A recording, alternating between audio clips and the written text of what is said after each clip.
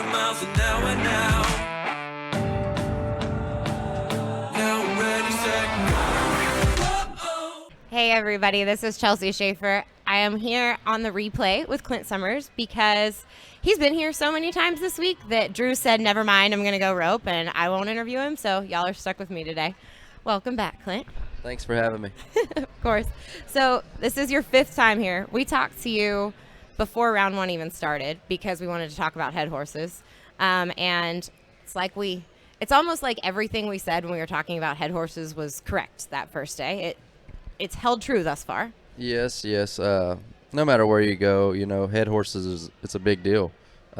Some people they don't see that side of it, and I think that that's game changing. I think when people do figure out the certain horses that they need and how big of a deal it actually is. Not just trying to get by on the cheaper end of the horses just because you don't want to spend that much money. I think if you spend a little more and get you a really good horse and see how much more that you can win just by horsepower, I think that it would change people's game. And I don't know if we talked about it the last time you were on here, but I mean, I don't know that I could possibly say anything else about transmission this week because it's all been said. And I'm not going to make you say it, but to that point, how much transmission has won this year? Because people think and see what you've done on him here, but that isn't the half of it actually, because Caleb won $100,000 on him at the American, and that's a testament to spending on a great senior horse too, because he was 16 when you bought him. Yes, 16. Yeah, he'd been turning 17 years old, and just like that horse, I give more money for that horse than people would want to give for a 10-year-old horse, or even think about it.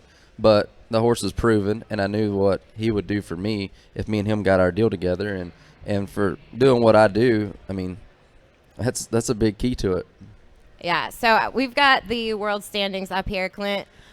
Right now, you are first in the world standings. We talked about this last night. First time ever in your whole life. Here we are going into round 8. It's Thursday, right? Round 8. And you're first in the world standings. But you're further down in the average. So are you thinking about just going at him every night? You went at it last night. Yeah, I don't think that we can change our deal, honestly. Back in there and make our run. That's what I've said over and over and over. And I feel like our run is good enough if we draw decent. And we make our run. We might not win first, but I think we should win something. And I'm not necessarily going back in there if somebody's 3-5 and have it in my mind to be 3-4. I'm not worried about that. I'm going to go do our run, and when the clock stops, I'm going to look and see. And if it works out, that's great. And if not, we're going to go the next round. Andrew Ward is second in the world right now. And if it ended after last night, Andrew Ward would be the world champ, which I don't know if everybody realizes. They don't get that what-if sheet that we get in the press room that says that. Have you gotten to see Andrew go this week at all? I haven't really watched. He's right behind me every night, and I really haven't watched much of anybody. Even when I was later down, I'd go up there and watch the start.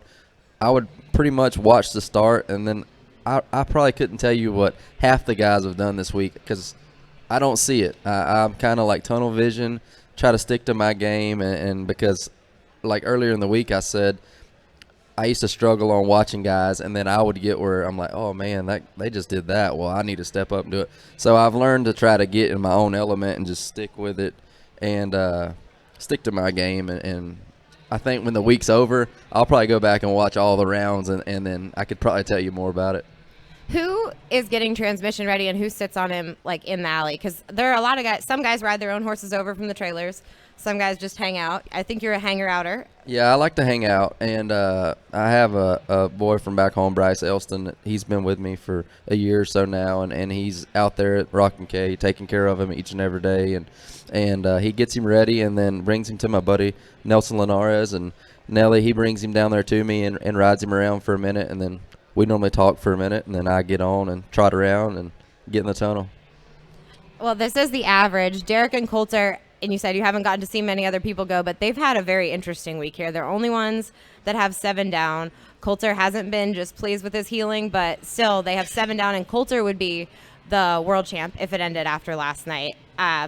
Pretty amazing story with those two. Yeah, you can never count them guys out, man. They're cowboys, and they figure out a way to win each and every time, and they're both great hands. You can't take nothing away from them, and it's pretty cool seeing them here competing together for sure. Yeah. Now we're not going to make you watch all of the runs from last night because I think there were 7 no times last night. That was pretty rough.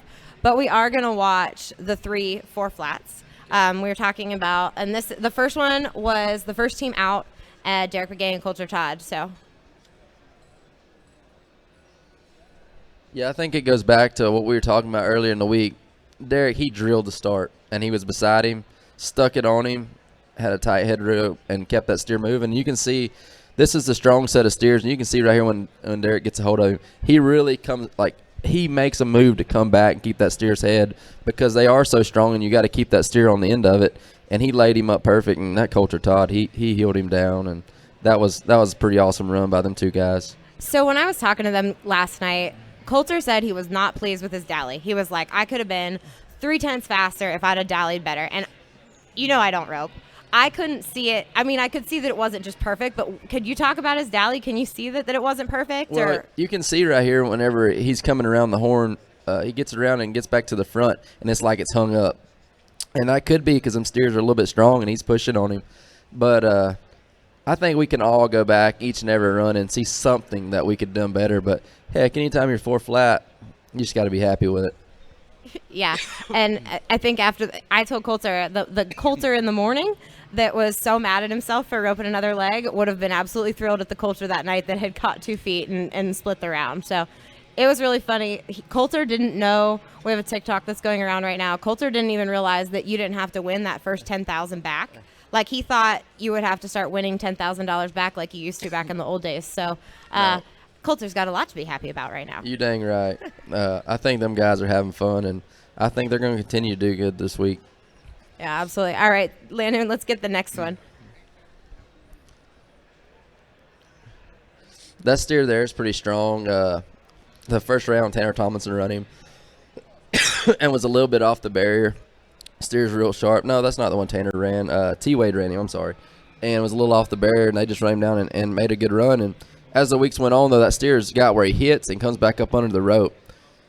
Clay got just a little bit of a late start, but he's so handy with a dang head rope. He stuck from way back, and he kept that steer moving. I think he knew, obviously, you can see he's kicking like some gun, to keep that steer's head.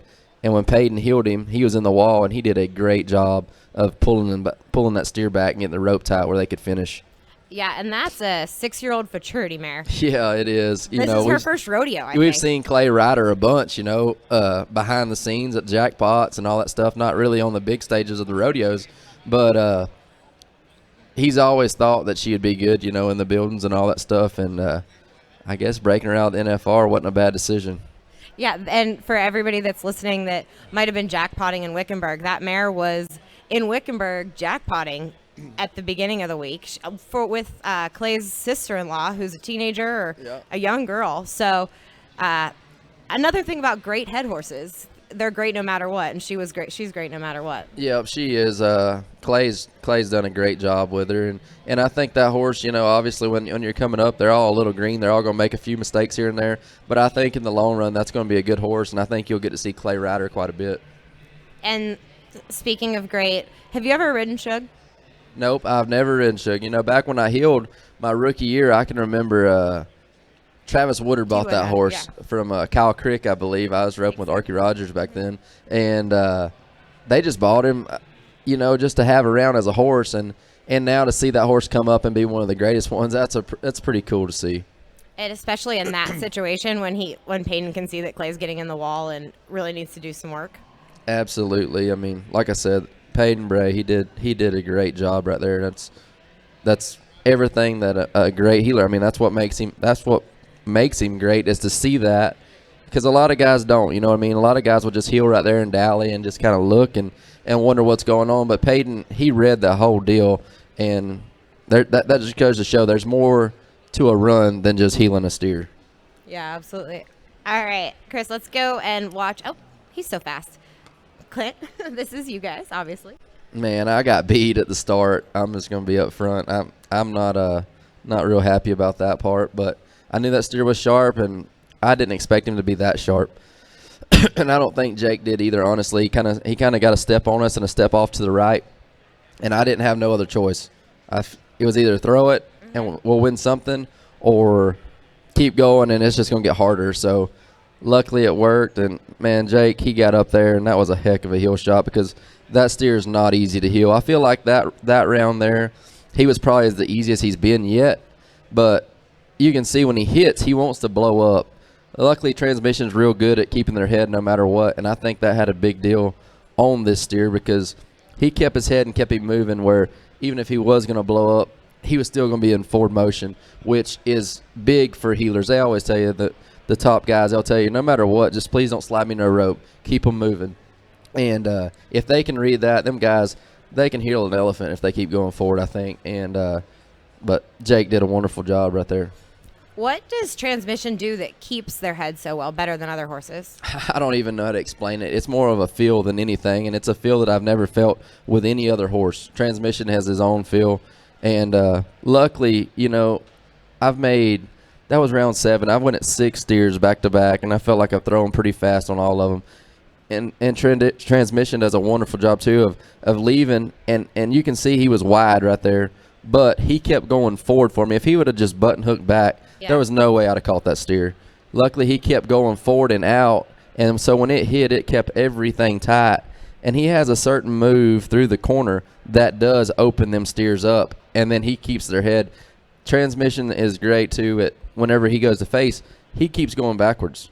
I mean, I can let him face, and he'll keep pulling him as fast backwards as he was forward, and that's awesome in these little small setups because keeping a steer's head is huge. I remember when JB got him, he would talk about that, like how well he did that. It's so smooth, and it's like I said, it's his own feel. I can't really explain what it is, or you know, it's just a feel. And when you get on one like that and you feel it, you understand what I'm talking about then. And I love having you here because you were an NFR healer too. So I can ask you really specific healing questions. What does Jake do so well or so differently than other healers that shot he's just so dang good at? I mean, obviously it's practice, but what about him? Well, I feel like Jake is one of the fastest healers there are. I mean, really and truly, when his deal, when it works, he's fast.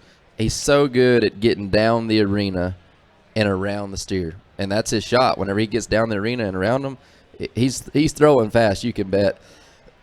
And earlier in the week, he was saying that. He said, you know, I don't feel like I'm riding the right corner or whatever. And then I think it was round 4. He said that's my corner. That's what I like. And he was really around him. And that steer there left us, and I think he was trying to ride to get down the arena. And then luckily my loop hit pretty tight, and he was still riding. Yeah. But it put him past and around him where he likes to be. Yeah. And then it just all worked out. And we're sitting at the World Series finale right now talking about this. That probably isn't the right corner for everybody. Oh, no, This is not an educational moment necessarily. No, I don't think I would tell the guys roping out here, hey, this is how you need to do it, because jackpot, and it's a little different deal, which Jake, he even tries to do it jackpot. You know, he likes to go around him. Jake do that. That's jackpot. Jake's style, you know, and hey, it dang sure works for him. It's worked for him for a long time, and I think that's why it's made Jake Long who he is, you know, and it's pretty cool watching him work. What kind of horse does Jake require to allow that? I mean, obviously Jake doesn't just need transportation because he had Colonel and won on Colonel for years, and that was one of the greatest heel horses of all time. But is there something different that Jake requires? Well, I think like this little horse here, Jake has 2 roans, and his other little roan, this horse is way more forgiving than his other horse, which I think fits Jake's style more, because when you throw over and over and over first hop, eventually they get where, hey, when we turn, we're stopping. This little horse, I think, is real forgiving and easy rolling through there, which lets Jake just kick around there and get set up every time. I think other than one that's tight, I think it's hard for a guy like Jake to get up there to get where he needs to be for when the steer hits, because you're so worried about riding, because if you quit any at all, he takes away from you, where that little horse is just going down through there, and then when the steer opens up, he's just like waiting on Jake. What do you want me to do, you know, other than trying to shut the run down. I can't see what bit you have on transmission there. Does it matter what you ride transmission in, or has he come with the same bit since 2010? No. Transmission, you can ride him in anything. They told me when I bought him, they said lighter bits, he's better. And that bit there is actually a Tom Palmer. It's just a dog ball in the middle, just a snaffle broken, you know, and it's really not much. But he's good because he's always into the bit, which here That's what you want. You don't want one to back off of it. You want him pushing into it, so when you let go, he's flat, other than if you have to pick up in it all, it picks their head and their shoulders and everything up because the start is so fast here. You want to keep everything down. Now, all week you guys have been saying you are here, enjoying the moment, just enjoying this for what it's worth. We're on round 8, 9, and 10. It is down to the wire. Are you keeping that mentality? Is staying strong there mentally? Yeah. You know, I've thought about it a little bit, but I don't think I'm going to change anything. I really don't. I think after round 10, we'll look. If it keeps rolling and after round 10 we're still successful, who knows? I just want to rope and have fun and go at each steer because, I mean, $30,000 a night, you don't get to do that. Not every day. So I just want to rope, draw the best steers we can, no matter what, just have fun and do our deal. Well, I am going to let you go, and hopefully we can do this again tomorrow. It can continue to be a tradition. Yeah, I would love for that. Thank you, Clint. Thanks, Thank you. everybody. I am Chelsea Shaffer, and this is the replay. Remember to check out WSTRroping.com, and that is where the World Series of Team Roping finale is streaming. So if you want to see the action that's happening here at the South Point, other than what you're seeing on the replay, check that out. I'm 100 miles an hour now.